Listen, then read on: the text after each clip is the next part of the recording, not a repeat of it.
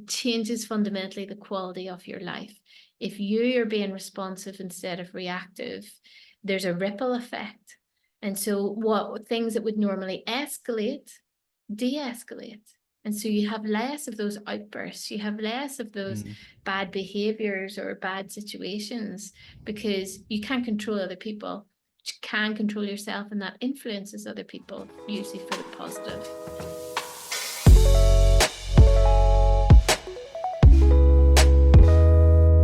Welcome to Humble Mind, a social learning community with an insatiable curiosity for new ideas and connecting with like minds in life and business. This podcast is where we get to speak with other unusual humble minds. And if you're a member of our community, you get to join our recording live. Like today, we've got Helene, John, Rana, and Manette with us. You also get access to early releases of new clips on our platform, our weekly newsletter, content replays from previous sessions, as well as our invitation to join our Thursday Thrive live group meetup. So check out humblemind.co for more. It's pretty easy to keep physically fit. I suppose billions of people do it every day without thinking, right? You go to the gym, you go to a personal trainer, you play a sport, you do yoga. But when it comes to keeping mentally fit, we don't really give this nearly as much attention. And this doesn't really make sense when you think about it, because how can we not extend the same courtesy to our own minds? Everything lives in your brain, your life, your memories, your emotions, your knowledge, your talent, your ability to reason, your thoughts. And if you're working in a high pressure job or a team or growing your own business, then this balance can become even more off center. There doesn't seem to be a rule book on how to think about your mental fitness. Or is there? Well, today we're speaking with Jodie Rogers, who is an expert coach, a facilitator, founder of Symbia Partners, and they've made a name for themselves working with the likes of Google, Barclays, L'Oreal, Unilever, Kellogg's, Meta, you name it, and quite a few others in the subject of improving your mental fitness, how that helps to influence behavior, and ultimately how that shows up in the results of senior leaders and teams across the world. So welcome, Jodie. Thanks for joining us today on the podcast and being with our community. Great. Happy to be here. Looking forward to it. Lovely. So you were on the podcast when this was in its early days, when this was still called the Humble Pie. Clearly, I've got a fascination about that word, but I've kept out with the pie, kept the mind part in. And we had a great conversation a while ago. So it's really nice to catch up with you. I wanted to ask you and start off in the beginning just to provide some context for everyone else listening, but also because in the while I've known you, I've actually never asked you this, about your journey of how you got to running Symbia and running these incredible programs around the world and keeping you a very busy lady indeed. How you got there, because I know you spent about sort of 20 years or so in corporate, and then there must have been a sort of a moment where you decided, okay, I'm going to do my own thing. What was that like, and what was that journey like for you? Well, that is the killer question, and you might need to pour a beer for this one. Right, let me try and give you the short version. So my background is in psychology and interpersonal communications, and I went into the world of qualitative and quantitative research. So understanding how people think, how they make decisions, and then how they act on those things. I found myself in this space of consumer market insights, so helping companies and brands and businesses understand human behavior in order to know of these three advertising ideas, what's the one that's going to get a behavior change, what's the one that's going to get people to buy our brand instead of someone else's brand. And I worked in that space agency side, so with supporting lots of different companies and brands for probably 7 years, and then I worked client side for another 7 years, so working inside big corporates and helping bridge the research back into marketing and into the business in order to make strategic decisions. And then in my early 30s, I had what I call a midlife awakening, where I thought, no, I thought lots of things, much of which can't be said on a podcast. But I thought, hold on a minute. I am using my understanding of human behavior to help sell stuff to people that they may not want or need and may not be able to afford. Is that really a good use of my skill set? And I uh, and I knew then that I wanted to do something different. I knew I wanted to work with people, rather than at the coal face of brands and marketing, but I didn't know exactly what. And so I quit my job, bought a one-way ticket to Mexico. I was living in Brazil at the time, and took one book, which is actually on my bookshelf here. Let me grab it.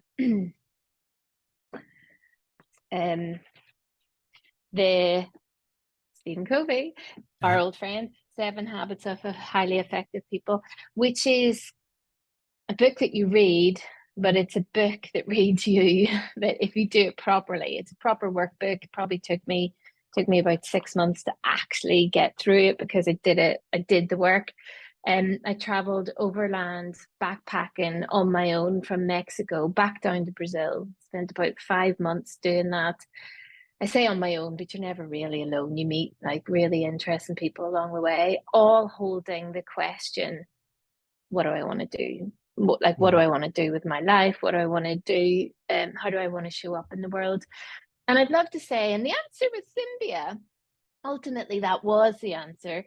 But life isn't linear, and it's messy, and it's confusing and complicated. And I had clarity that I wanted to work with people, and I had been lots of people had said to me, you should have your own business and you should be a coach and you should blah blah blah blah. And I had said no to all of that. At the time, my only exposure to coaching was Tony Robbins. And it's like, if you believe, you will receive, and you can all be millionaires, and was not interested in any of that. But at some point, I realized I didn't really actually know what that was. So I made a commitment to find out what it was. And I did a 2-year diploma in executive coaching, and went back to London, and at the same time went back into the corporate world, but I gave myself a 2-year time frame. Right, once you get your certificate, you have to get out of here and go do what you're meant to do. Anyway, I'll shorten the story. I did qualify.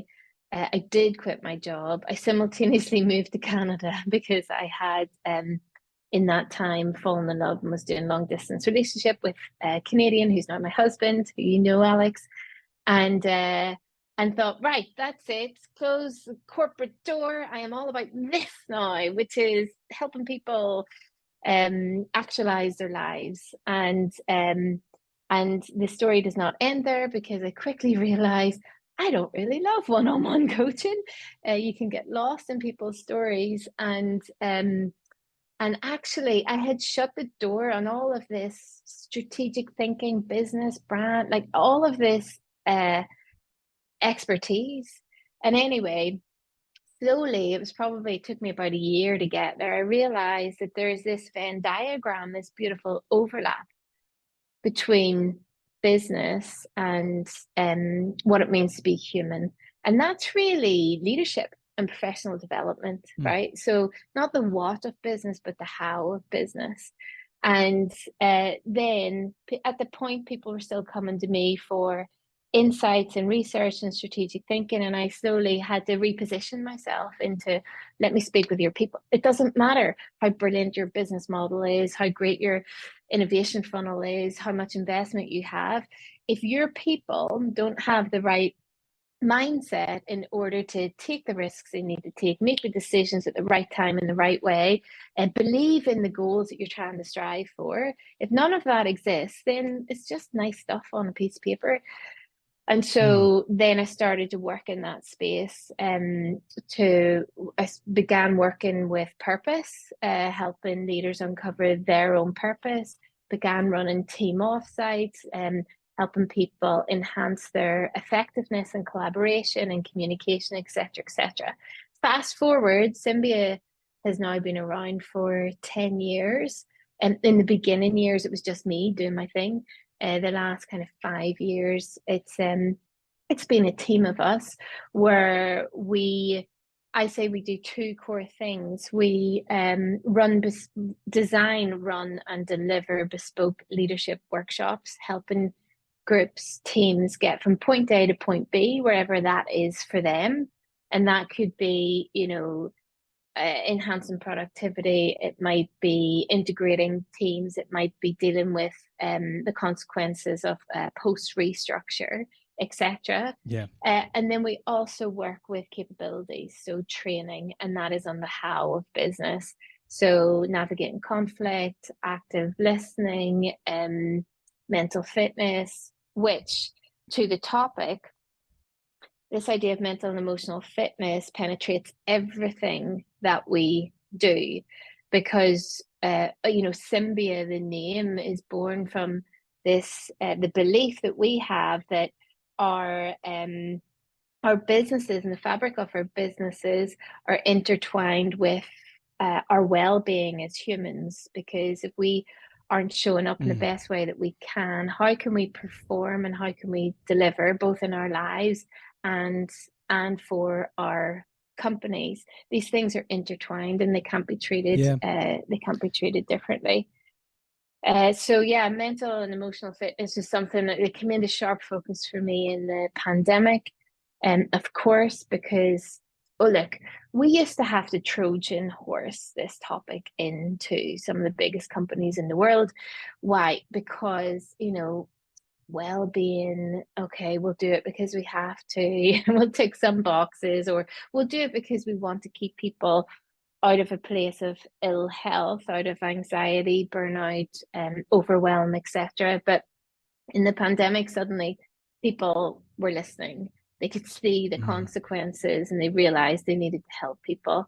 And that's when I wrote the book, The Hidden Edge, Why Mental Fitness is the Only Advantage That Matters in Business, which is deliberately provocative because it's there to spark a debate.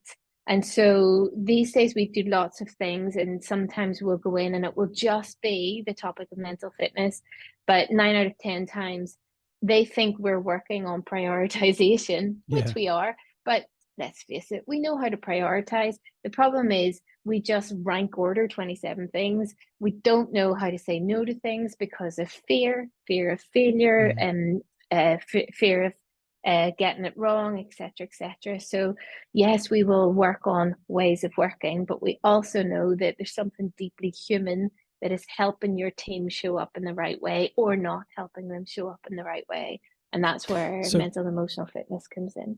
There's so much there that you said, and the different temperaments of how people, I suppose, react to the state of their own mental fitness, how leaders look at that. Obviously, a lot of the time it's easy for them to just see it as another performance enhancing kind of trick to throw into the mix, versus the actual long-term well-being of people who are working day in, day out for years and years on important projects. But maybe just to start with the term itself, mental fitness, it's really broad. So is there a useful way that you can define what it means to think about mental fitness as opposed as well to something like mental well-being or even mindfulness? A lot of people, I think, are aware of kind of basically what these concepts mean, but it's also in that sort of early stage where a lot of people can conflate these things at the same time. So how do you think about mental fitness? So I want you to imagine a spectrum in your mind, except the spectrum isn't horizontal. The midpoint is flat and horizontal, but to the left, it goes down, and to the right, it goes up, right? So a bit of a disjointed chart. I really consider well-being in the center where it's flat, horizontal, and for the sake of argument, let's just say 0 on a scale. Ill health, mental and emotional ill health is in the negative, right? It goes right down -3, -5, -10. And mental fitness is in the upper end where it goes +3, +5, +10. Now, why am I painting it like that? Because a lot of time and energy is spent in the well-being space, which is absolutely important, and we need to teach people how to maintain balance and not get held hostage by their thoughts and emotions. And time and energy and funding is spent in the ill health space, not enough, mind you, not enough. But the goal is generally, how do we keep people either out of it, or when they're in burnout, depression, anxiety, how do we return them to well-being? However, there is not enough energy, time, resource, or money spent on this idea of mental fitness, which is based on the concept, and you drew the parallel, which I always draw between the physical world, is the absence of illness does not equal health. It's not enough to not be ill. We actually need to put energy into being fit. Now, you might run a marathon once in your life. That does not get you to fitness until you retire. It's a practice, it's ongoing, and it is consistent. And so, just like you exercise your muscles at the gym, you need to also exercise your neurological pathways in terms of how they are helping or hindering your thought patterns, your decision making, and your emotional responses. And we used to believe that the brain after the age of 12 didn't change, right? It was what it was. We now know, and I've known for the last decade, about neuroplasticity. So actually you can continue to rewire and retrain your brain and lay down new neural pathways. And that's important for lots of reasons, which maybe we'll get into later. But the parallel, I'll continue with the metaphor with physical fitness. In the 1970s, it was, they finally had the irrefutable evidence where they made the connection between smoking and cancer. Like, they knew it, they had correlationary evidence before, but now it was irrefutable causal evidence. In that moment in Europe and also in North America, it caused a paradigm shift in the medical world, where the conversation then went to, well, we have primarily focused on the eradication of disease and illness. However, there are other contributing factors here which are leading to disease and illness, such as maladaptive behavior, poor nutrition, lack of exercise. What if we educated the global populace on how behavior change and learning about these things could benefit all of us? Would that be a good idea? Yeah, damn straight it would be a good idea. Damn straight.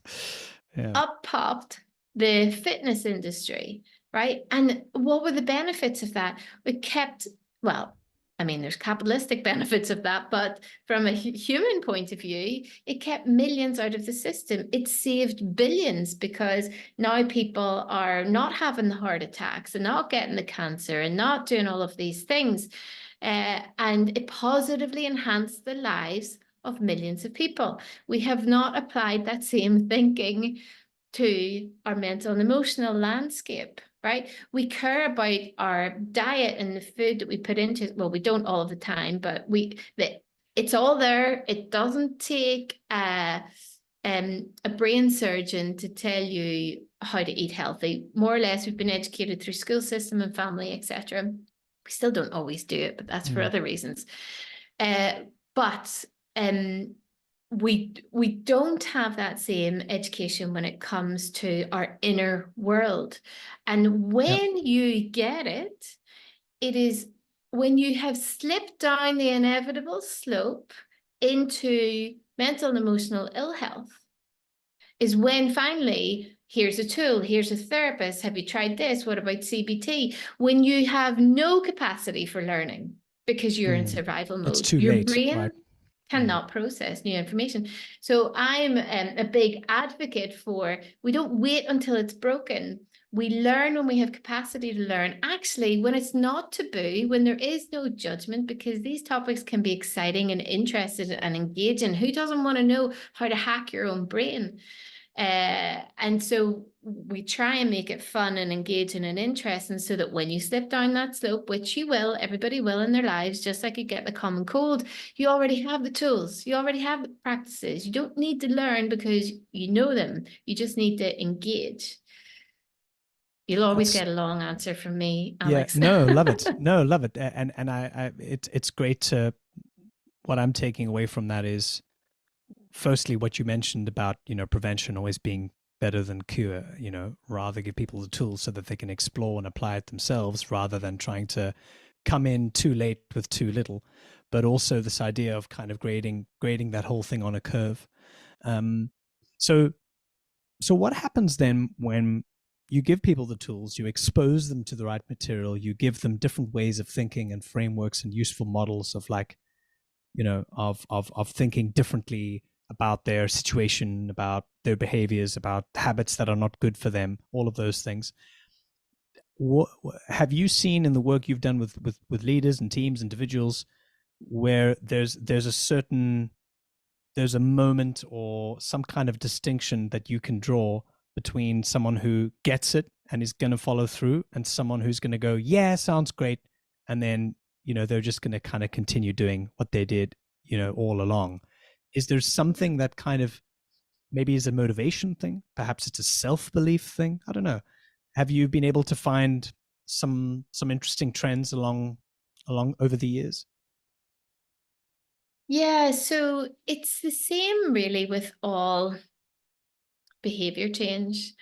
And the truth is, the danger of this topic, and it's a danger of all knowledge, is that I know this mindset. Because there is fundamentally a difference between knowing something and applying something. And I call knowledge that is unused just beautiful wallpaper for the mind. Because I don't care if you know it until you actually practice it, and your life is different because of it. Yeah. You haven't embedded it, right? And so to answer the question you didn't ask, and then I'll answer the second question, is what's the difference between those engaged and those who don't? And the difference is recognizing that it is a practice, right? It's like, oh, somebody sat and talked to me about how important running is. So now I know how important running is, but it's still really hard. Okay, what have you done to practice running? Well, I bought some really great shoes and I joined a membership and I've got new gear. Okay, but have you run yet? Have you actually gone out and gone, wow, this is a bit hard. I need to work on my breathing. I probably need to eat just before I run next time. And I realize my best time to run is at 6 o'clock. And here's my personal best. And I'm going to blah, blah, blah, blah, right? It's a practice. Whereas the tricky thing about our inner world is, because you can't see it, it's hard to measure it, and it's hard to feel and see. When someone goes for a run and comes back, other people in the world have seen that has happened. Whereas the other stuff is so internal and so unseen, it's hard to see that it's happening. And so what we try and do, what the book does and what our sessions do, is, yes, share the theory, but actually make it appear in the real world and have tools. Tools are ultimately the bridge between understanding and applying. What is the thing that I can write down to take it out of my head to make it real, so I can see my thinking, and then I can challenge my thinking and I can come to a different assumption. So people regularly say, I read your book and I get it, but I'm really still struggling with this type of thinking. Okay, so what are you doing about it? Well, I'm thinking to myself that I shouldn't think that way. well, has that ever worked in That's a good any other way answer. of life? As I smoke this cigarette, I'm thinking I really shouldn't smoke, but that thought isn't enough. You need to put the cigarette out. You need to recognize what is it doing for you, not the smoking. There's a secondary benefit there. It's, Mm, it's habitual, it's replacing something else that you're seeking. You need to get behind that and understand it. So you need to recognize that it is also a life practice. mm. Your ability to challenge your thinking, your ability to self-regulate, and there are steps to it. They are learned and they're learnable. But just like if you were trying to drive a car, you don't get to watch somebody drive a car and go, I know how to drive cars now. No, you have to get in behind the steering wheel. You have to make mistakes. You have to adjust. You have to be a little bit afraid, Yeah. and then you have to get to comfort. So yeah, it's a practice. Yeah. The I want to zoom in for a moment on what you said about mistakes and making mistakes, because that, for some reason in our culture all over the world, has become sometimes a taboo worse than, murdering somebody, right? Making a mistake is the ultimate psychological kind of admittance to yourself that you're not worthy. These are the stories we tell ourselves. These are the crazy, undeserved things that we hear, that we inherit maybe from our parents, or things that we've read, or stuff that we've heard and read in the newspapers maybe. And as much as we can intellectualize and go, yeah, but that's ridiculous, somehow we carry those habitual lines of thinking with us, right? Another one is something that I personally struggle with, which is asking for help. I hate asking for help, and I'm normally the first one to offer it. But when it comes time to me to have to admit to myself, damn it, I've made a mistake, I'm really need help with this, it's so hard. Why do you think, maybe just on the mistake making part, or making a mistake, why is there such a taboo on that? Why are we not good at learning how to embrace making mistakes? Because clearly it's par for the course in any type of development. You have to do that. You have to get comfortable doing that. Why aren't we? Yeah. Yeah, great question. And there's a number of angles that I can take this. I'll zone in on mistakes, and then there's something else I want to pick up on what you said about asking for help, which I think is really interesting. So look, I mean, the fact that we call it mistakes and we call it failure is part of it, right? Language is powerful. Oh, such a big word. Yeah, right. There's judgment in those words, right? You got it wrong, did you? Or were you experimental and you got data back? And now you can use that data to try again. So if you're a marksman, let's say you are doing archery, right? You go for the target, you don't get it first time, you don't go, oh no, I'm a failure. You take the data, you adjust, there's wind, I need to go to the right a bit, I need whatever, and you keep going, keep going. Every time more data, more data, more data. However, we'll dive into the corporate world for a moment, because this is part of the problem. We hear people say we need to fail fast, we need the experimental culture, we need more pilots, we need more in market bravery, blah blah blah. But there's a massive paradox at play, because you're getting your end of year review, which is based on your successes, based on the KPIs that you hit, and based on the revenue in market, right? So those things are at odds with each other. Until we change the reward system, what we get complimented on, why would anybody actually fail fast and make mistakes? Because it's already baked in there that you're doing something wrong. And so I don't know who it was. I think it was on another podcast I was listening to. Every day the children came home, the father would say, tell me what you failed at today. And if nobody had a failure, he would be really disappointed. And when people said, well, I tried to jump this wall and I fell and I hurt my foot, yay, good job, you tried and you failed, but he was reframing what failure means. Because if you're not, the danger of being afraid to make mistakes is you do not get into the ring of life. You stay on the stands of life, right? And then you've lived a very safe, failure-free life. But has it been a life worth living? Wow. Let that just ring out for a moment. It's so true. We and it's easy to also just say, well, we embrace the mistakes. It's that also kind of becomes a band-aid for actually really feeling the pain of that mistake, which is the essential part of it, right? It's easy to say, here we celebrate failure, or another motto like that, but until someone actually does that and goes, it's okay, I'm glad you failed and I'm glad you fucked up, let's move forward, and that's fine, and and it's okay. I suppose until those are the kinds of things that can be captured in the end of year KPIs, then I suppose there's not going to be that much change on there. Imagine if there was, how many mistakes you made this year as part of an end year report. Yeah, as part of your totally. Yeah. Yeah. And do you know who's good at it? I'll say scientists. Scientists grow up in a completely different world where they're supposed to have hypotheses, and they are not supposed to try and prove themselves right. They're supposed to try and prove themselves wrong.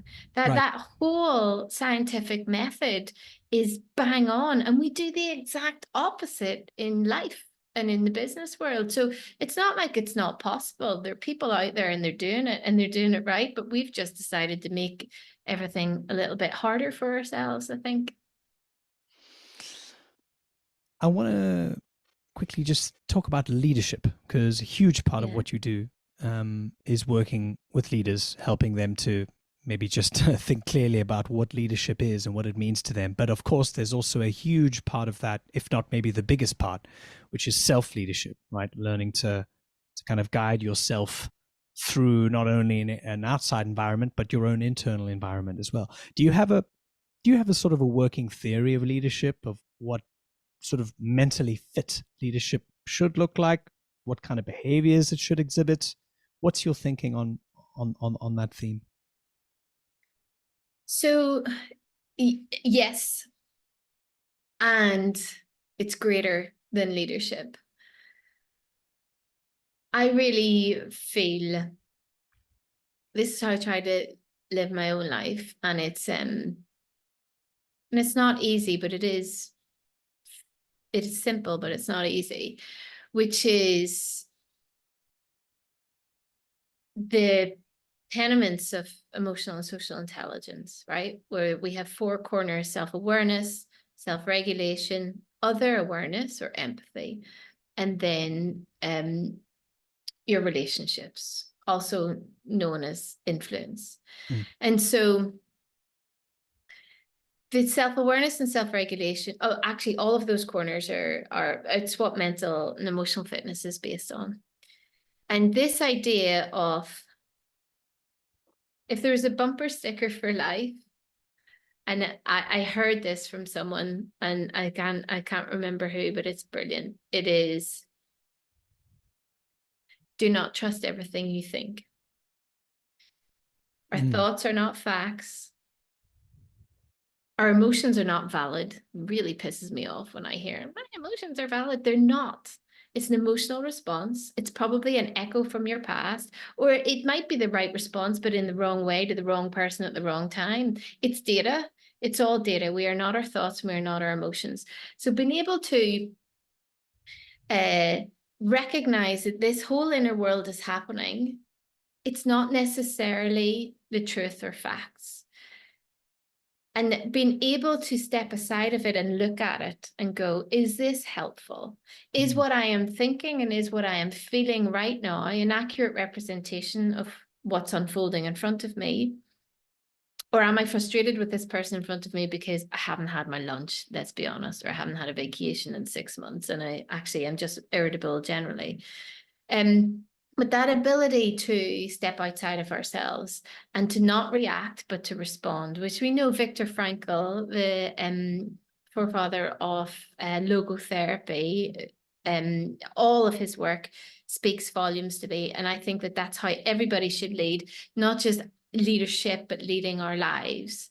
And so in the most simple terms, I think this is a definition of wisdom, where something can happen, and rather than having a reaction to it, we have a response to it. And as Viktor Frankl says, the difference between a reaction and response is time and space.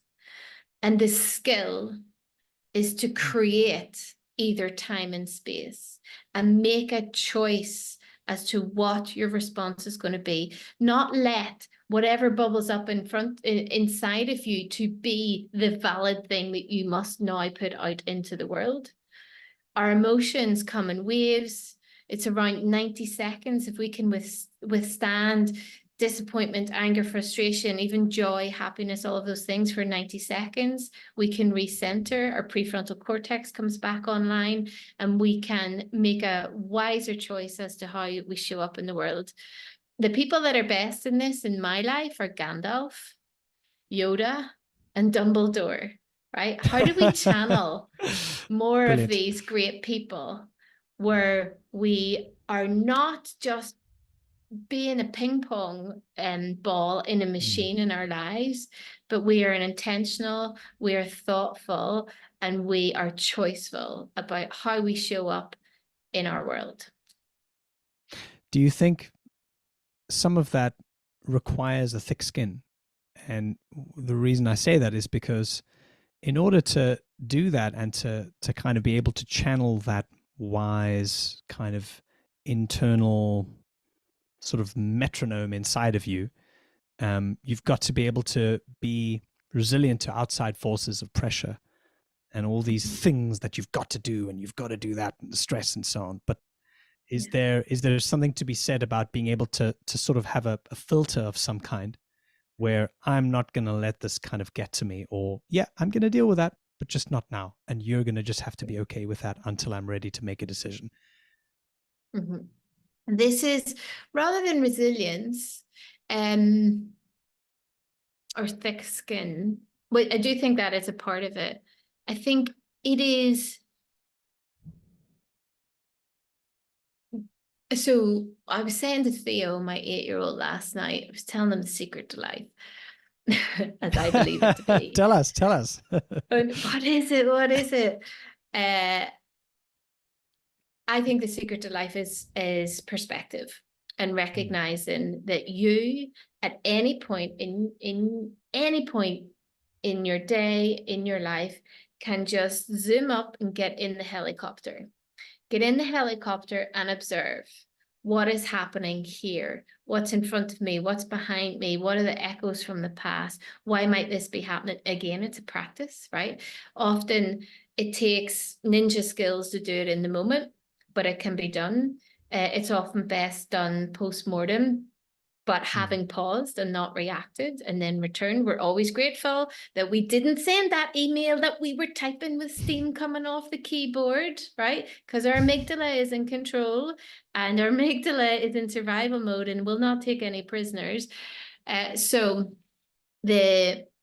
I think getting the most important skill is being able to get in the helicopter and being able to see things from all perspectives, and then make a decision based on the bigger picture of what is going on, not based on your subjective worldview, which is influenced by your experiences, by your past, by your fears, by your hopes, by your doubts, by your physiology, if you're tired, if you're hungry, etc., etc.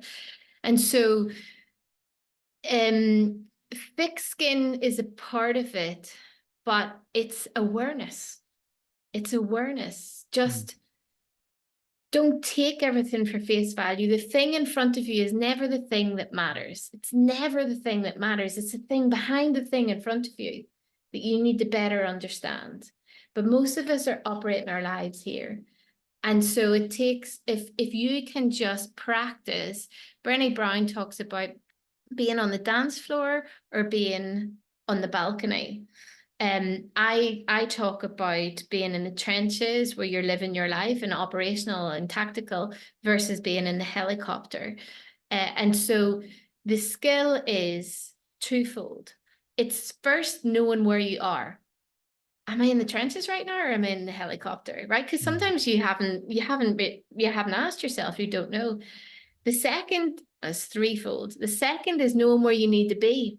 Right? I'm in the trenches and I need to be in the trenches, right? I need to be in the detail of this and I need to blah, blah, blah. I'm in the trenches and I should be in the helicopter. And then the practice is, how do you get out of the trenches into the helicopter? And again, it's distance and space. It's distance and space. This is why people talk about, the power of journaling, the power of planning your day before turning on your computer and your email, and the power of meditation. All of those things, all they're trying to do is distance and space, so that you're not in your life, but you're above your life and you're making decisions based on that unique perspective that you can do at any moment. I can do it right now. But it takes practice, and people aren't really thinking about that because we're too busy just living our lives. So well said.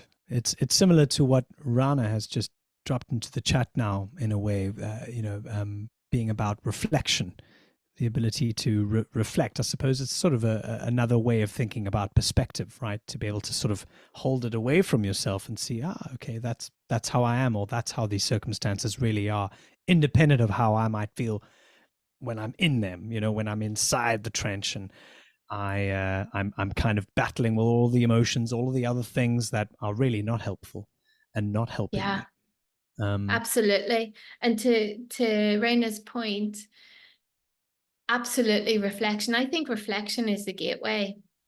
Why? Because you can practice it looking at what's just happened. The ninja skill is being able to do it in the moment, which is really hard, but definitely possible. And when you think of Gandalf, you think yourself in an argument, right? You can feel the adrenaline, you can feel the cortisol, the words are you want to get it out, and not doing that. That's the ninja skill. Not doing that, knowing that you will regret it. Just knowing it's data. Just because I feel this way doesn't mean I have to react in my primal way. I get to make a choice here. And so being able to do that in the moment, I think, is where all wisdom and where really, truly great leadership lies. I love the concept of emotions as data.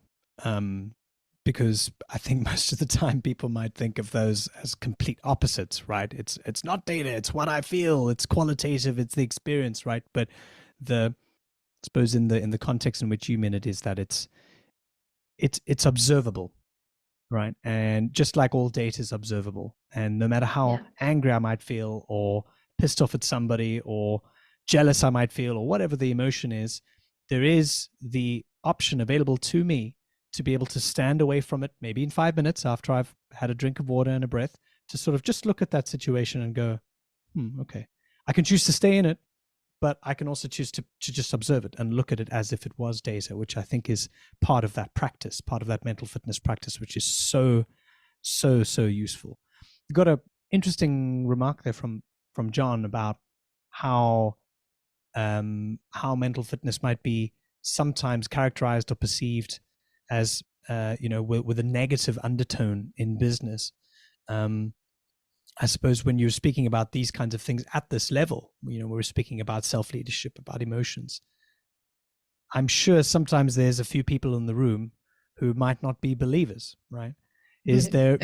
How have you dealt with the heathens among us, and carrying those negative undertones? Yeah.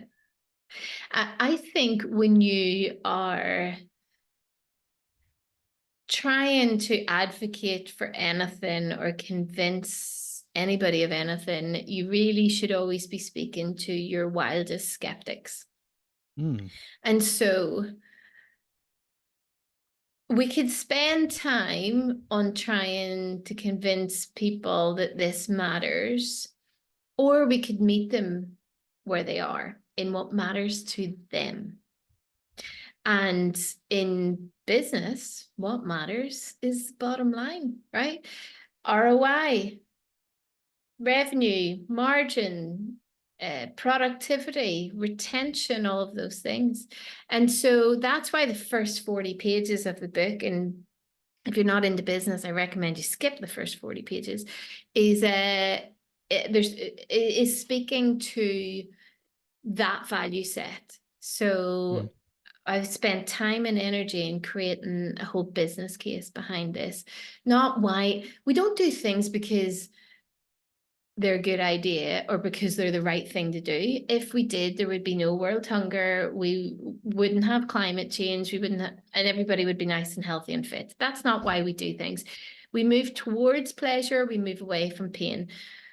We're much more likely to move away from pain than we are towards pleasure. And so the business case seeks to not explain why this is a good thing to do because we're good people, but what is the positive, not only the loss of productivity, what happens when people go out on the sick, when motivation goes down, when we have people that stay but don't do the work, right? So that's the cost of mental ill health unaddressed in the business, and not just mental ill health, but like well-being, right? People beneath power. But what is the benefit of actual mental and emotional fitness? What does that do to your bottom line? What does it do to retention? What does it do to productivity, motivation, engagement, and all the things that people measure? And so there's a very powerful business case which shows literally how it enhances the bottom line. And so, yes, there's always skeptics. The danger in any negotiation or any discussion is to tackle things from your worldview when you need to tackle things from their worldview and what matters to them. That's solid business advice there. That's so true. Maybe just taking this one step further on behalf of what John said is, you know, if you look at the business case, like you just mentioned, and look at the results that that you, as part of Symbia, have been able to garner over the last couple of years, with dramatically improving not just how people feel about their jobs, about themselves, but really making that bottom line actually count. You know, really making an impact there. It shouldn't be a surprise then, right? It shouldn't be something that that you have to kind of fight for, right? Maybe, you know, now the tide is turning. You're getting more and more leaders who are a lot more partial to this kind of thing. But it says something, doesn't it, about the fact that you've got skeptics in the room who are going to maybe be immediately opposed in some way to this kind of conversation. Don't you find that weird? Because shouldn't it just be like, well, of course, the well-being of our people, of course it matters. It goes back to what Richard Branson said, right? It's always about have happy people and they'll make happy customers. It's not a difficult thing to understand, yet there's a resistance somehow to that. Where is that? Is that an inherited culture thing, do you think? Is that maybe something that comes with the generational leadership where it's all about buck up, pull your socks up, let's just get this done? I don't know. What do you think? Yeah, I think there's lots of different layers to it. I think in some cases it is the attitude of, I never had this and I just got my head down and I did 90 hours a week, blah, blah, blah, which is their value set and their experience and their beliefs. And then there is also, it's being kind of decompartmentalized, or actually just decentralized, in that it's like we've got strategy, we've got our ambitions, we've got all these things. And then on the side, we have our well-being initiative. Yes. Like, it needs to be systemic. It needs to be integrated in how we show up. It does feel like a no-brainer, but at the same time, if you think at an individual level, we know that we should eat well and we should exercise and that we should have breaks and we should go out into nature and all of those things. It's that full circle, right? Knowledge, beautiful wallpaper for the mind, if it's not applied. So it's not really enough to know it, and that's not enough to create behavior change. And I can't help, I'll speak at the individual level for a second and then go back to the company level.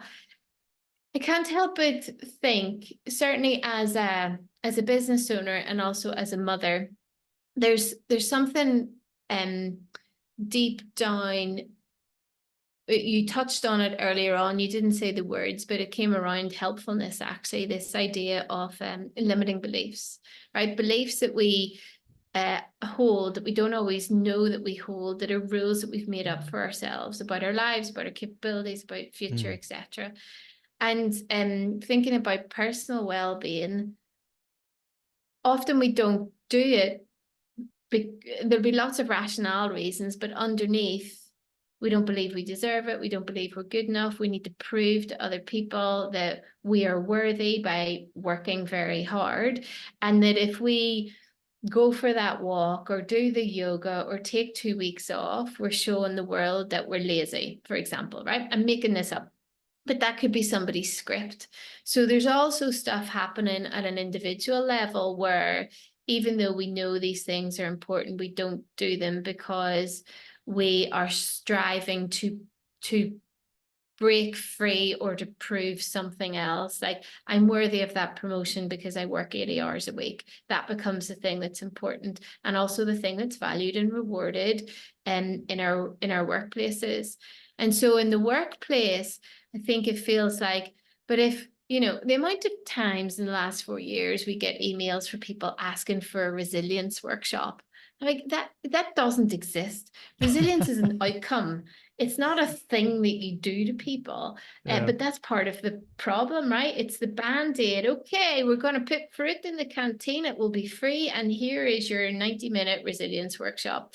But we need to work deeper at the fabric of who people are and what they believe is allowed for them. And the reframing really helps, right? Let's talk helpfulness for a second, right? I don't want to ask people for help, right? There'll be limiting beliefs underneath that. I, interestingly, am completely different, because the way I think about it is not, I don't want to ask people for help because I'm making this up, right? It means that I have failed, or I'm not good enough, or that I need help, or people should pity me, or I don't know. I ask people for help because I think it's smart. What is the fastest way to get this done? Who is the best person that can, you know, I don't have to now distill, go and learn something because they've already learned it. So I actually think it's quite clever to get the right people lined up to help us, right? But that's just a reframe. You'll have another belief behind that, and those beliefs will either fuel you to do things or stop you from doing things. So anyway, we need to work at the individual belief systems and also corporate belief systems. What do we as a company believe about well-being? We believe it's a waste of time and a waste of money. Okay, well, that's problematic. What's driving that belief? And like I say, we need to look at the whole system. Yeah, absolutely. And I suppose just going back to what you said about COVID being, you know, in many ways an accelerator for your business and these kinds of conversations, is because, you know, we all needed to work from home, or now at least work from home, and remote working is so normalized, even if people are still going to work in the office. You know, most people at least get a day or two a week, or, you know, if not more, at home. And so there's this blurring and blending of work and life, which means that you're going to get a little bit of work that comes into life, and you're going to get a little bit of life that spills over into work. And so these kinds of things are just going to bubble up, right? It's going to come up, and then you've got to be able to have those tools to not so much delineate between the two, but rather just manage it, because otherwise it just becomes one enormous personal, professional mess. Right? The lack of that fitness. Yeah. Yeah, I think we can all relate to that. Yeah, totally. And the perfect example of this, I think, is social media. Why?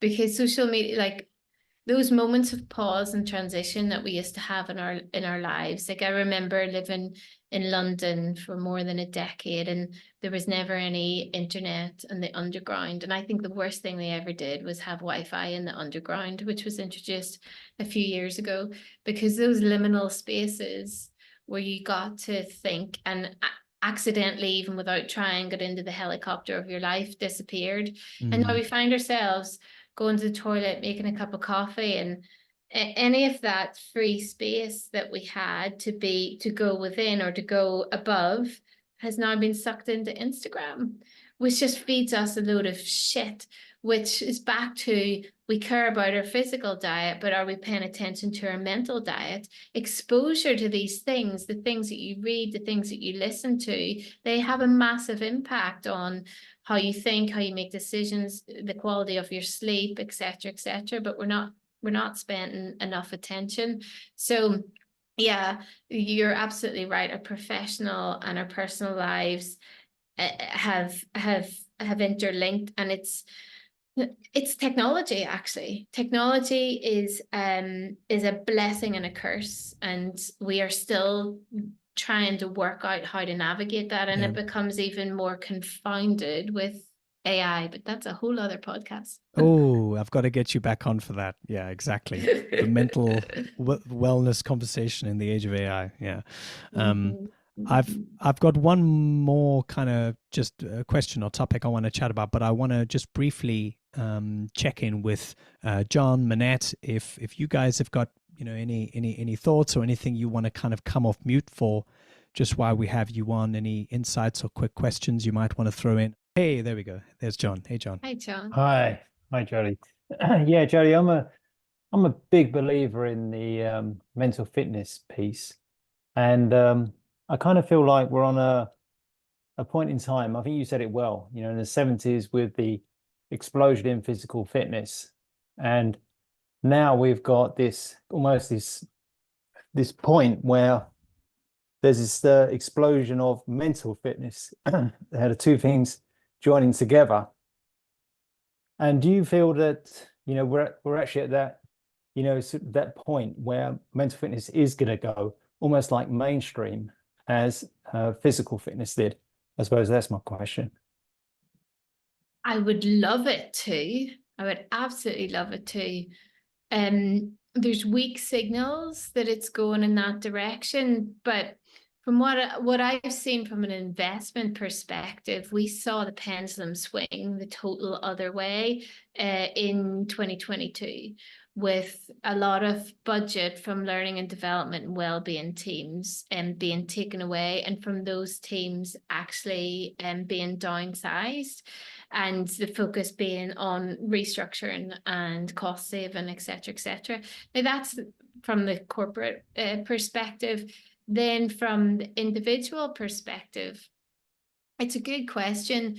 I think we're more literate in that we know what well-being is, and some people are okay to talk about the fact that they meditate.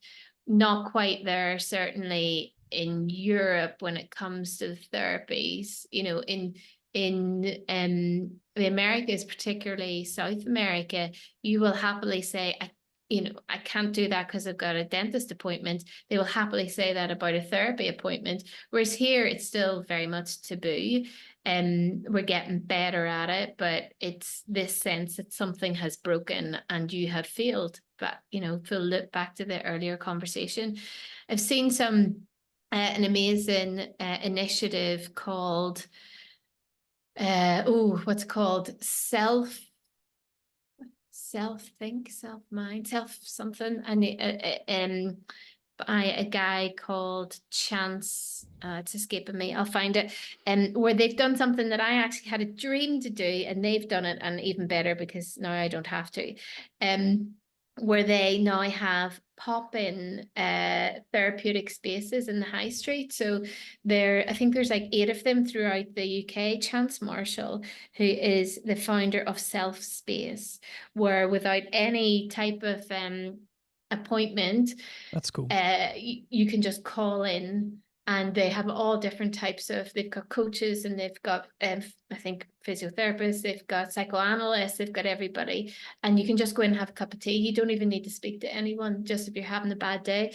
So the more that this becomes the norm, the more, like, we have McDonald's all over the place, the more that we can go in and do some mental and emotional triage, the better the world will be. I don't think that we're there yet. I think it's going to be, unfortunately, I still think it's going to be some time. The more we talk about it, and particularly with men, men don't get the same, this is a whole other podcast, but it's not encouraged. You're encouraged to be strong. You're encouraged to, you don't talk about your feelings. What are you loser? What You don't feelings? have that community where you can just break down. Like, you really have to be on the edge. And it's like a monumental event to say that anything internal is happening, whereas women, we'll talk about it all the time. And so I worry about the men of the world, in that we don't have the space and the safety for you to not be okay. And it's absolutely okay to not be okay. It's the same as thinking that we're going to get through 70, 80 years of life and never having to go to the doctor. Like, you're not infallible, So yeah, I hope, John, I hope we're getting closer. There are weak signals. I think we're a good few decades away yet, though. Yeah, I agree with the the men thing. It's quite common that I will come into, a test run coaching session, and you touch all of the right, buttons, shall we say, and that, and then it's like, no, I'm okay now, I can go. And it's like, no, that's not the way it's really going to work. Yeah, but overcoming that barrier. But I do sense there is, an awareness now. Like, for me, it was the 80s. It was really it's the 80s. And I read a quote from Bill Rogers, the old marathon champion, saying fitness is not, a phase, it's a way of life. And I think that's the same now with, mental fitness. I think more and more, sort of as we've got the younger generations coming through, as you work with younger people, I think they're much, much more aware. We've got to keep this, as in the mind, toned as much as the body. So I think there's hope. Absolutely. Yeah. Oh yeah, there's definitely hope. Yeah. I wanted to sort of just, in a way, challenge what we're thinking about right now, in that, just specifically when you mentioned, how younger people are definitely more aware and more conscious of these kinds of questions, which is definitely true, John. But at the same time, I'm reminded of what Simon Sinek went viral for 10 years ago, when he was having a real right old moan at millennials for how they're just kind of throwing their toys out the cot. So with that in mind, is there a sort of maybe back to that spectrum that you described, Jodie, is there a sort of a sweet spot in being able to have enough of an awareness and a consciousness of how you're feeling, being able to check in, using the tools, understanding a practice, but then also, I don't know how else to say this, but not being a snowflake, and being able to be resilient, and being able to kind of muscle through certain things that sometimes you don't have the time or you don't have the resource to be able to do. Like, yeah, I don't know. Yeah. I mean, this is transactional analysis, really, which is being child, adult, or parent, or also the classic persecutor triangle, where you're victim, persecutor, or what's the third P? The other P, always forget it. But yes, it's a balancing act, which is paying attention to our thoughts and emotions, but not, this is a very technical term, taking the piss, where we use it as an excuse to disarm other people, an excuse to not allow certain conversations. And this is what, the whole, I threw in earlier about my emotions are valid. And, all of that, there is you're right, there's been a swinging in the other direction, or an abuse, really, of the topic. And so we need to course correct a little bit. And honestly, I think a massive part of that actually is about education. It is about understanding something as simple, emotional literacy. Like, most people will either be offended, which I don't believe is a thing, and I'm offended by people that are offended. Anger, like when you look at Brenny, it's done, was it 7,000 people or something, and the average amount of emotions that they can name and describe are 4. Right now, that's America, but still, And so how can we understand ourselves if we don't have the language to understand ourselves? If we don't know that behind anger, there's like upwards of like 27 other emotions. Anger is usually how it manifests, but behind it is shame, is disappointment, frustration, regret, all of these other things. But if you aren't if you don't have this skill to become and know that it's a practice, an emotional detective, then you still work at face value. You think the thing is here when that's not the thing. The thing is always behind the thing you think it is. So yeah, it's not what it appears to be. I think is a good way to see that, and to stop yourself from that self-deception in a way as well. You know, am I really, you know, pissed off about this, or is there something else that really needs my attention? And I think often we don't make that distinction in a meaningful way. A last bit of what I want to chat to you about. I'm loving this conversation, and it feels like we can talk for hours, but until I get you back on here again, which hopefully doesn't take another couple of years. You were talking about tools. And, you know, you go to the gym, you lift weights, you play football, you do things to help you to stretch and improve those physical muscles.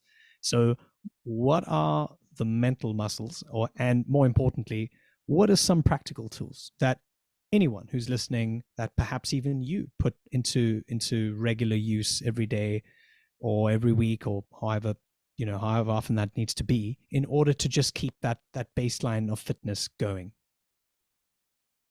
I mean, there's so many different tools. Look, I'll give you a super simple one, which is actually just asking yourself on a scale of 0 to 10 how your day was, and marking that down and tracking that. And even, you know, if it's an 8, what made it an 8? Well, actually, I got out with the dog, I had a good conversation with a friend, and I got some things done. And then, you know, you're going to have 2s and 3s and 5s. And what are those? Because we rely too much on our memory. We go, oh, you know, I've been feeling terrible for months. It's because of this, and it's because of that. And actually, again, gathering data on yourself and decoding what a good day looks like for you and what a bad day looks like for you, and then designing for that, right? I know, again, you know, I was just messaging you yesterday about some supplements, because like all great things in life, we do these good things and then we stop for no good reason. So I know that when I have the right supplements to support my health, when I kick off the day with a green smoothie, I know, I'm sorry, it's so cliche, but it's true. When I get the nutrients into my body, when I have had a walk, even just those 3 things are enough to nudge me up by 2 points, right? And feeling productive, a sense of progress, always feels good as well. And some quality time with my kids, right? But I still act like I don't know how to have a good day, and it's also random. And then when you know those things, you design for those things, and you start to see, like, the temptation when you're getting into a funk. Unfortunately, we've usually slipped down the slide before we realize we're down the slide, and then we're looking for that one thing that one person said, or that happened, or that was done, and it's their fault. When actually, you have to always go back to the fundamentals. Are you getting sleep? Are you getting exercise? Are you eating the right foods? Once you can tick the box to all of those, then you can start to look to the external forces and go, okay, do I have too much on my plate? Am I overwhelmed? Is this person not good for my health? And so, like, the book is full of tools. You know, the whole business that we run is about imparting these tools and practicing these tools. We have ones for limiting beliefs. We have ones for changing the narrative around your thinking patterns. We have ones for emotional regulation. Silent scream is one that I love for getting out of anxiety when you're experiencing the amygdala hijack. It's something physiological that you can do, but just tracking your data and codifying what makes an 8+ for you, and then designing for that to make sure that it's not accidental. That would be the simplest tool that I could give. Wonderful. Yeah. The conscious designing of, I suppose it starts with being able to notice when things go right, when I feel better. Okay, what leads to those things? Great. Do more of that. Right? It's almost like a heuristic in a way. You kind of, okay, let's notch that up. Let's notch that down. That doesn't work for me. Yeah, wonderful. Well, I think what I've taken away, and perhaps the rest of the community today as well, is that, it's like any kind of fitness, it's about the practice and about putting in the time and the noticing and the energy to seeing these things, what works, what doesn't. I suppose a dose of patience helps too. And then also just your helicopter analogy is still really strong in my mind about being able to have the choice to elevate your perspective, because we always do have that choice, right? The situation and the circumstances might not be, but our response and how we choose to take it forward is always a choice. It's always a set of options we have in front of us, right? Exactly. And that's part of the secret to life, is recognizing that, and this is Viktor Frankl again, we can't control most of events in life. We can't control what happens, but we do have control over how we decide it's going to affect our life and what our emotional response to that is going to be. And it doesn't feel like we do. That's the problem. It's an illusion.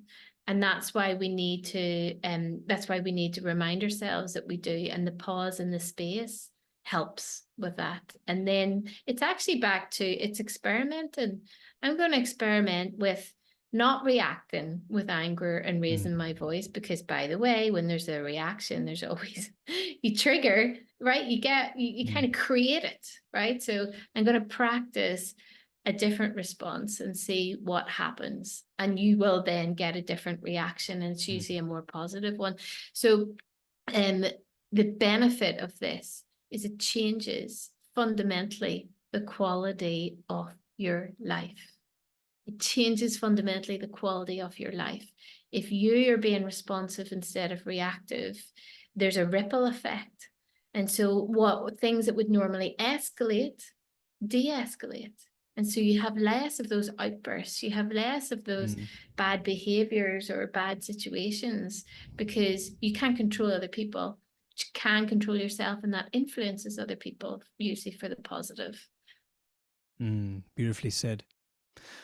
Wow. I feel like it's just been an education. I feel like my brain is just fitter after this conversation, and I'm sure everyone else feels that way too. Jodie, thank you. Thank you for your time today. Thanks for being generous and talking about what you're clearly amazing and passionate at.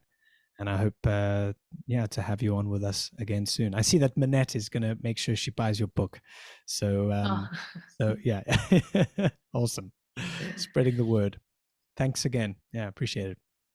Thanks for listening to this episode of Humble Mind. I hope you enjoyed it.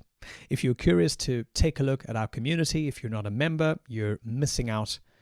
Make sure you head to humblemind.co to check out more and to see what we're up to. I look forward to seeing you there. Until next time.